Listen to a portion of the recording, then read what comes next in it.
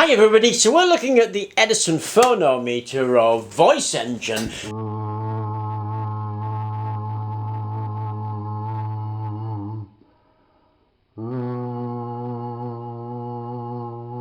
We've already made this. It's a voice sound collection horn and then some system for turning that sound energy into another kind of energy. Now we used a magnet and coil because we're using electromagnetic energy to create electricity, but Edison used a mechanical system, and that in itself is actually really interesting because what he did was he created a flywheel with a ratchet on it, and he used that vibrating membrane to push the flywheel round. I like that so much I made this in Tinkercad. It is just a flywheel with a ratchet on it, and we're going to put it into this, which is a cradle, and it fits like that. You can see there's already two bearings in there. They're skater bearings, 22mm by 8mm by 7mm. We're going to hang this on as a flywheel. Now to make this a flywheel needs a bit of outside weight, and you'll see all these teeny tiny holes. They're 11mm, and they take a 10mm steel ball bearing. They're quite a tight press fit in there, and they give it weight to the edge. Now all we do to fit that in is pop a ball bearing on there, give it a bit of a whack with the hammer, and sure enough it's in there and it'll stay in there. Now we need to do the others.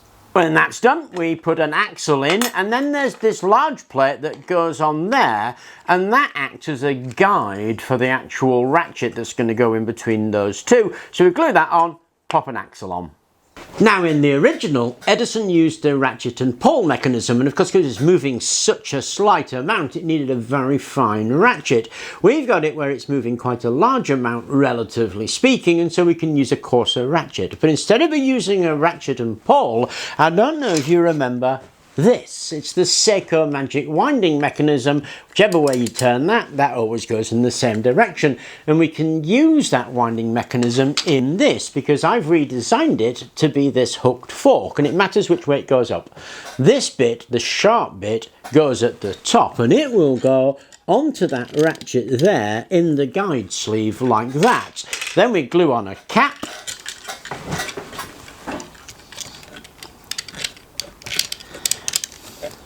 And we're ready to go. Now if I press that button, what will happen is that will spin. Of course I put the button out to the side here, but it could be as the top quite easily, and I'm going to have to push the button in and out.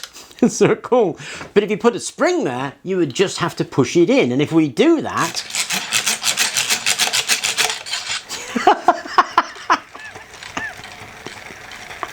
that's very cool. So because we could stick a generator on that, and we would have a generator system by pushing a button using the Seiko Magic and Edison's Phonomotor.